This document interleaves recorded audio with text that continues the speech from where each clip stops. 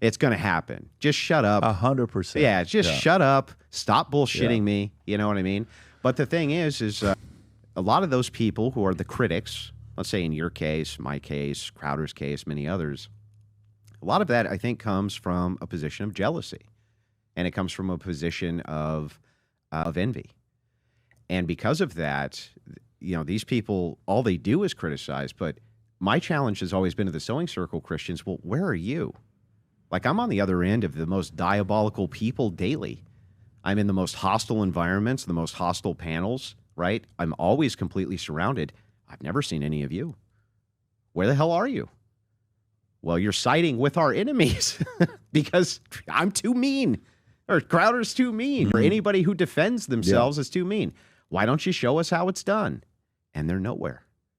They're nowhere. In many ways, I respect leftists who will engage on their ideology, right, and engage on the arguments much more than I respect my own side of which has many of these Sewing Circle Christians who refuse to engage, but instead just want to virtue signal to the audience.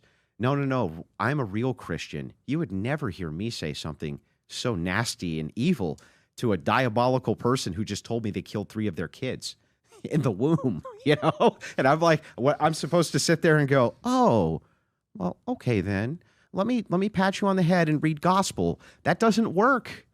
You have to destroy worldviews before you can replace worldviews. Yeah, Stephen called me the day this was released. It could have been the day or the next day. And he says, hey, I just want to tell you, here's what's going to release. It was already released. This is what really happened. I'm listening to him for 45 minutes. And the call-in's like this. I said, Stephen, you will never hear me comment on this.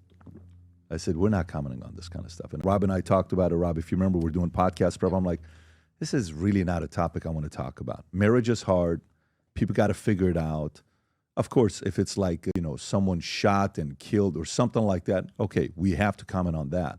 But an argument like this, let them handle it the way they did. I thought it got out of control and it wasn't it became too much of a thing. Because it was around the same time that he was negotiating the contract with, with Daily Wire, right? Yep. And where he came out and he read the contract and what they offered him and all this stuff, that we commented on.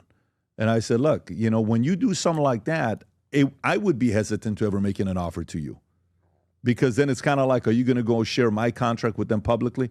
But Crowder, to me, he's a guy that... Yeah, Jeremy Boring and those people at Daily Wire shouldn't have been trying to negotiate with his ex-wife on the side. We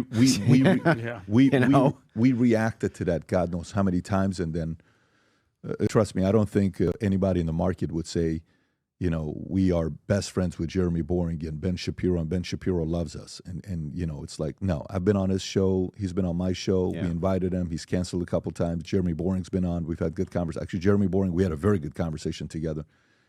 But I don't know, when the whole Candace thing that was taking place, everybody thought Candace is automatically going to come here. They blamed us for, this is what's going on. No, I'm on the phones. I'll help you. Sure. Our enemy is on the outside. Sometimes the distractions. Can you tell me while you're going through this, what do you mean by, did you call it Sewing Circle Christians that got 3 abortions? Well, who are you talking about? Well, on my side of the aisle, most critics, right, because I engage oftentimes, my argument style starts and ends with Christian ethics. That's always the viewpoint that I'm coming from, whether I'm debating politics or I'm debating social issues, or I'm debating any of these things. That's my grounded foundation. So most of my criticisms don't actually come from leftists, though many of them do. They actually come from a particular brand of Christian.